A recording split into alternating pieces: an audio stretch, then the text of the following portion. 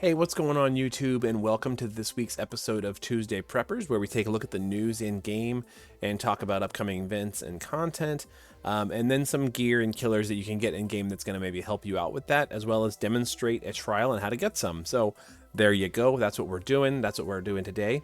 Want to make a really quick point before we get into this week's video, that as of right now, I am about 4 followers on YouTube away from hitting the 500 goal.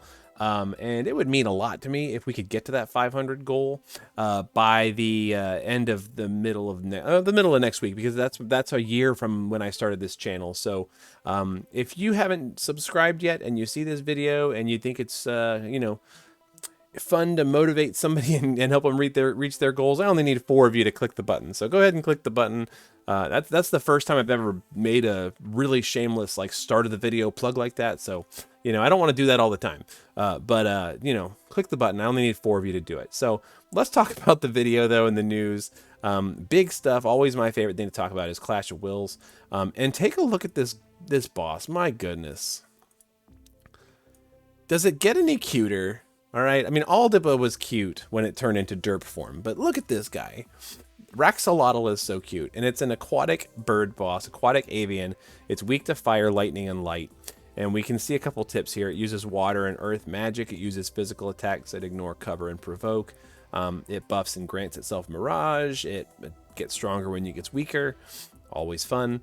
And it counters if you do a couple things to it or don't do a couple of things to it. So really neat there. And also it tells us here that boosting elemental resistances for your units can help you increase your morale. So anything that gives you a bunch of resistances to elements like Calamity Border, or units with all resistance skills like Lotus Mage Fina, Ignis, or Paladin Sylvie are going to help fill morale just by using a skill. So one thing I'm going to show you in this video is how to get Calamity Border if you've never done it for some reason.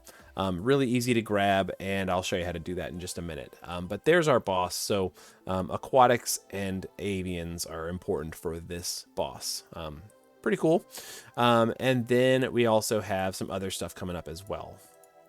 So we have the War of the Visions FFBE universe item enhancement event. Item World is, we just had Item World, and now it's coming back with some new stuff. In particular, you can get this Excalibur Plus, which is on screen showing a one-handed sword with pretty good attack, average magic, and some LB damage. But it does have this unique ability, the Dimension Slicer, which is a 40% attack and magic stat.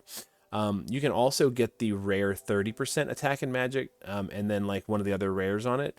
So you could potentially get 90% attack or 90% magic pretty easily, if you could manage to get all those rares, which is kind of cool. So consider that. This is your opportunity to kind of upgrade this sword, since it is time limited to this event. So if you are interested in doing it, now is your chance. But as far as the bosses go, they're not that difficult, so you don't really need a plan for it, but I just wanted to throw that out there. You don't really want to miss that. As far as the rewards go, sometimes they show what the rewards are. Looks like you can get this, and this one's pretty, I don't even think they're giving that out in this event. Let's see. Sometimes they show what the stuff you can get is. Doesn't look like they're showing the reward list. Yeah, sometimes they do, sometimes they don't. But this is fun. Oh, they are giving out the FFBE War of the Visions weapons too. So Twilight Oath is a pretty cool one. But you really needed, can you get the unique ability on it? You can get the unique ability, attack 30% with boosted equipment attack. So you can get that on there. That's kind of cool. I don't know. They're okay. The weapons are okay. The Sleep Blade is a potentially good defense and HP weapon for a tank, but otherwise, not that useful. So Item World, it's there, whatever. Let's talk about Creeping Malice. So Creeping Malice is the War of the Visions event collab thing, and it's this demon fish boss. So aquatic again, with demon this time mixed in. It's weak to lightning, so we're probably going to blow it up with Esther, right? It also reduces your status ailment resistances And it can also berserk you at the start of the fight. So my guess is you just want to use provoke to kind of soak up the berserk and put it on somebody that doesn't really matter on turn 1, or that you don't maybe care about or need. But according to the missions, you know, you can do it within 7 turns to get a mystery crystal, so you probably don't have to worry about turn 1 killing it anyway. But this reward's pretty cool. So it's defense and spirit 40 with 3 resistances at 35% for ice, water, and dark, nullifies confusion and paralyze, gives you regen, and then also has a unique effect to reduce physical and magical damage against demons and aquatics by 10%. Now 10% is pretty small, but that 10% might make the difference in some fights. So this being time limited is one that I would say don't miss this. Go ahead and grab it and get it, you know, and use it. You know, could be useful for you. That 10% could make the difference on some fights, like for a preemptive attack or something like that. So don't miss that one. Pretty cool. And then otherwise, you know, we're getting the story, or we'll talk about this first. We're getting the daily fragment dungeon. It is going to become permanent. And so you can get between 1 and 3 fragments a day. And this is better than what we usually get. So, when it comes to the fragment dungeons, you know, now's your chance to go ahead and fill up all your stuff. And the last thing here is the story update. So we are getting more story, which means more Lapis. And seeing more what happens in season 4, which I'm really enjoying. But then the other really cool part about the story is that we are getting the heroic quests update that we were supposed to get about a month ago. So we're getting Have's boots, the headgear for Runda, which helps you boost up Tyvis's LBs, which is pretty cool. And then Leftia's is a 100% fire amp for a single target. It kind of builds up kind of like Sylvie's do, but it's only one target. But she also does have other amps and stuff like that. So it's kind of neat. It's just a neat way to kind of build some utility and make Leftia a little stronger.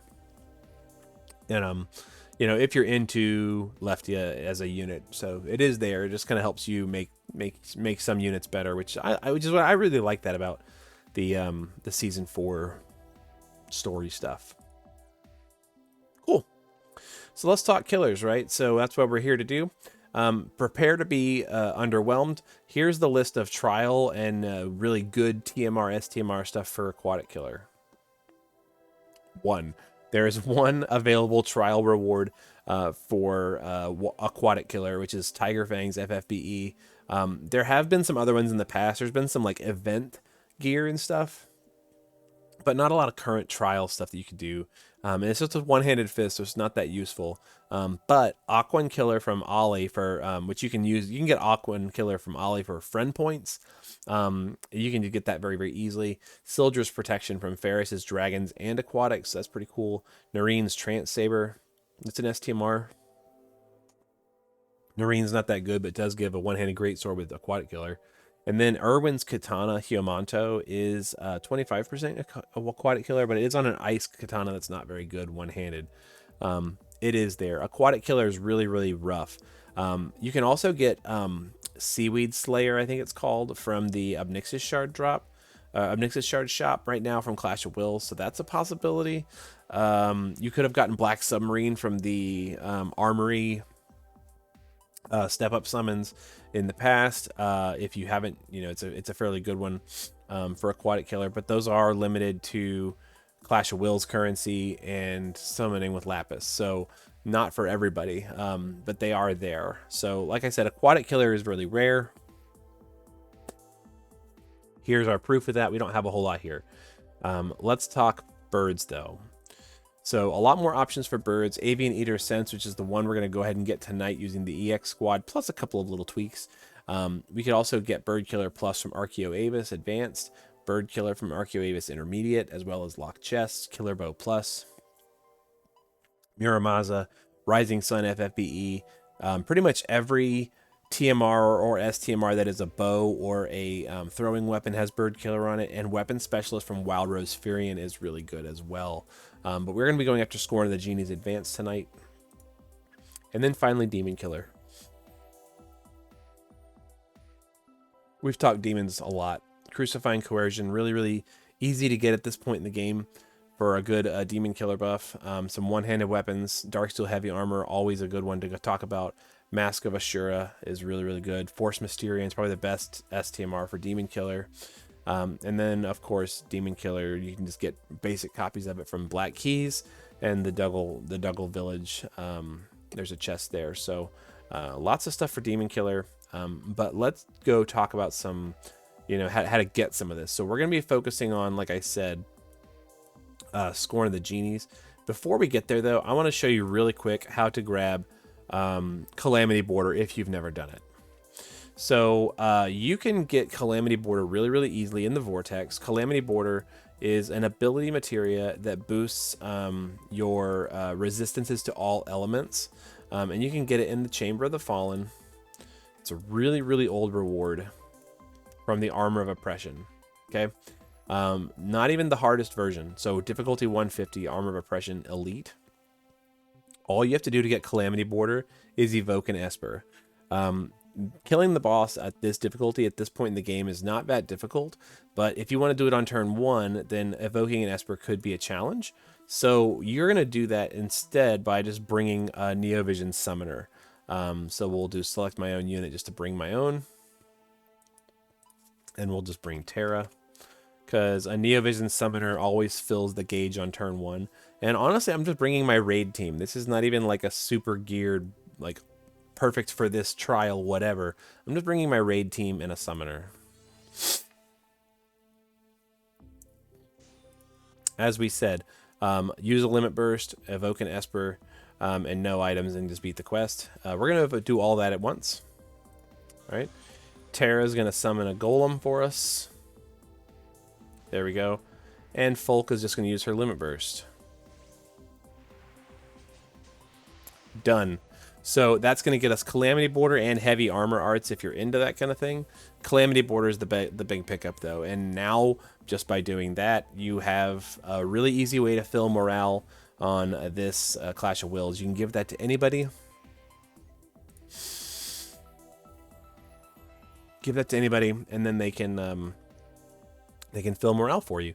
But that's not why we're here, right? We're here to do Scorn of the Genies Advanced. Now, Scorn of the Genies we've done before, and using the EX squad, this one can be a little challenging. Now, even though Mediena is on the EX squad, and Mediena is going to be the unit that we're going to use to do damage, there's a little bit of variance in this depending on what you bring to the team. So I want to talk through that a little bit. Here's the challenges. Complete the quest. Evoke an Esper for energy restore, like who cares? Defeat them within 8 turns. Party of 5 or less gets you a summon ticket. So we're going to do 3 of those. I'm not evoking an Esper because I don't care about energy restore for this challenge, right? But we do want to do the, we want to do Birdie, the Avian Eater Sense, because it's pretty good. So you're going to either do, you're going to bring a Mediena friend who's really strong, geared really well for this, if you have one that's available. So I'm searching through here. I had some people build me some friend units for Mediena. I'm just looking to see if any of them are available. And if not, we'll use my Mediena and we'll pretend. But I'm looking and I'm just not seeing them, unfortunately.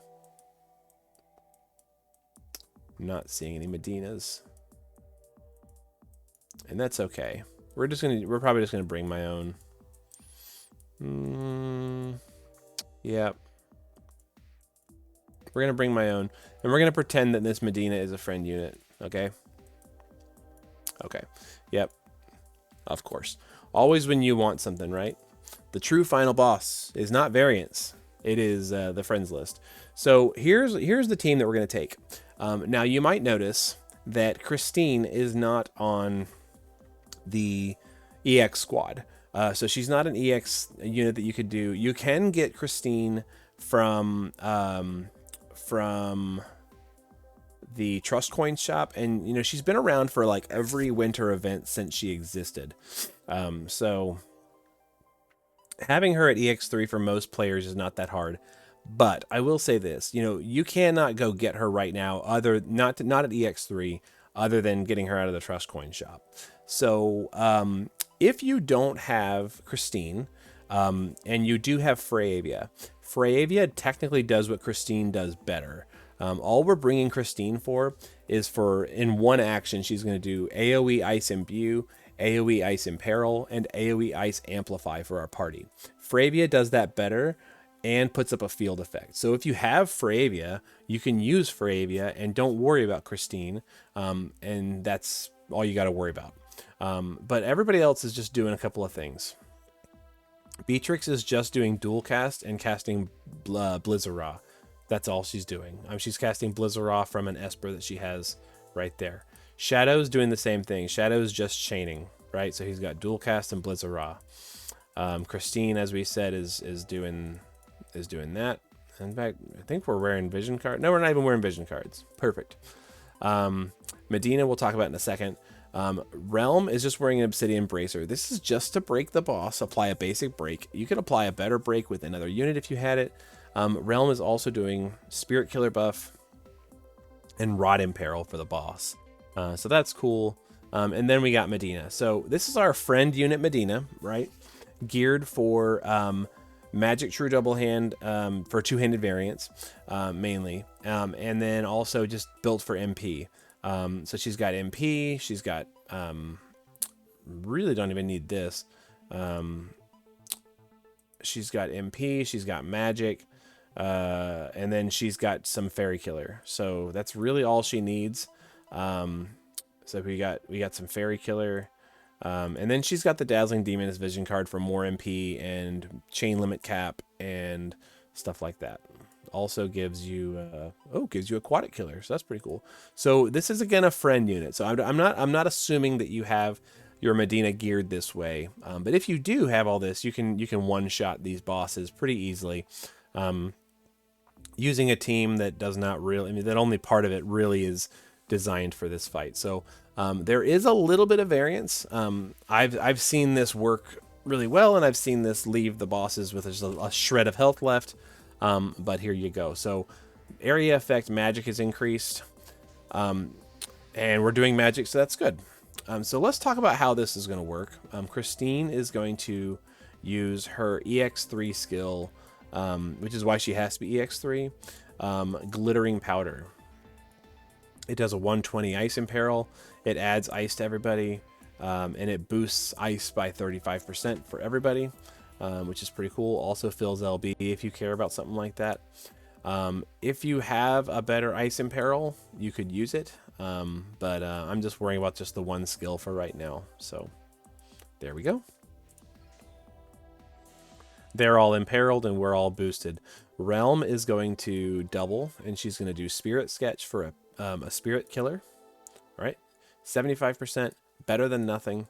She is a 5-star base unit, so you can just grab her with unit of choice tickets, and then her Rod Imperil would you pose for a portrait. There we go. Mediena is going to be hitting the bosses with her Ice Onslaught, and then Beatrix and Shadow are just going to be chaining Blizzara, which is now a Bolting Strike skill that's AoE. So that's pretty cool. There's a couple of things to keep in mind here. One is the timing. Because we're double casting, not triple casting or even quad casting, you have to do this very quickly. So what we're going to do is we're going to send Mediena first. We're going to wait for all the ice to kind of swirl around, and when it starts swirling, that's when we're going to send our chainers. And hopefully we time it to where her hit caps after the chain has kind of built up a little bit. I've done this a bunch of times. Like I said, sometimes there's some variance, and sometimes this works and sometimes this doesn't. You could just restart it and try again. Here we go.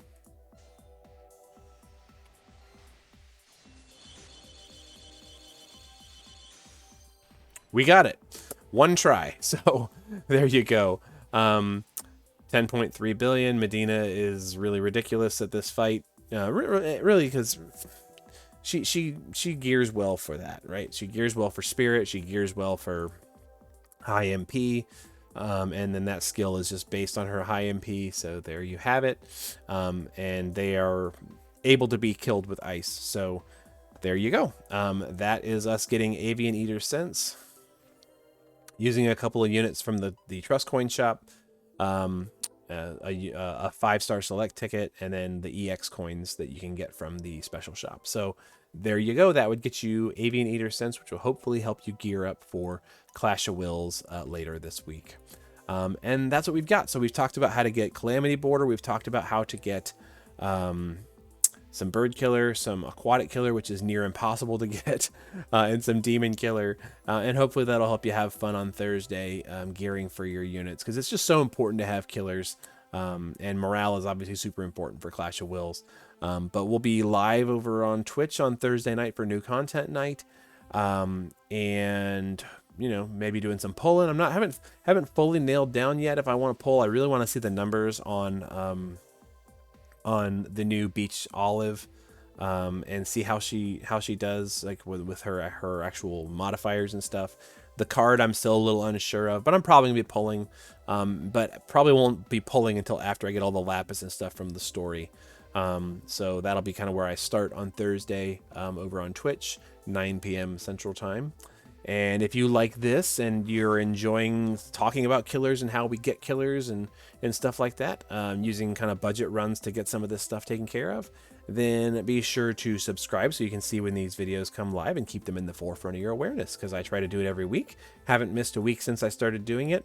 And the same is true of my Ask an Old Mog series, which comes out on Fridays. And this week will be episode 52, which means we've been doing it for a whole year. So I'm really hoping to get those last 4 subscriptions here on YouTube. So if you haven't done that yet, please help us get to 500 by the birthday, so we can have a really fun celebration of the birthday stream, or the birthday upload for this channel. But for now, we're all done, and we'll see you on Thursday. All right, take care.